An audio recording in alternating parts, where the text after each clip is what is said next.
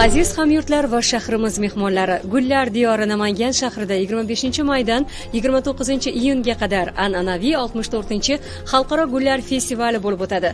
Festivalda dunyoning ko'plab mamlakatlaridan gul ishqibozlari va mehmonlarning tashrifi kutilmoqda. Turfa gullar bayram tantanalarini odatdagidek avtokarvonlar paradi boshlab beradi.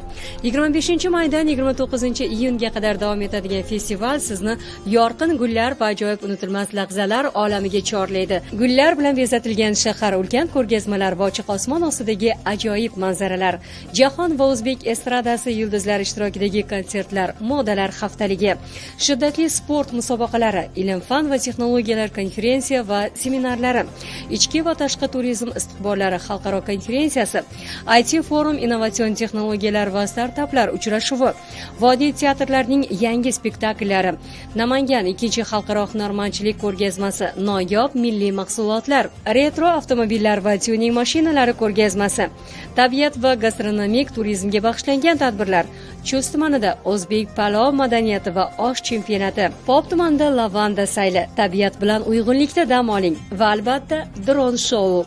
Kechalari osmonni rang-barang yoritadigan hayratomuz shou.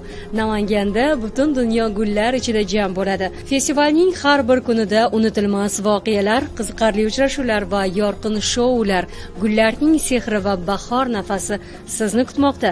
64-xalqaro gullar festivalini o'tkazib yubormang. 25-maydan 29-iyungacha Namanganda kutamiz.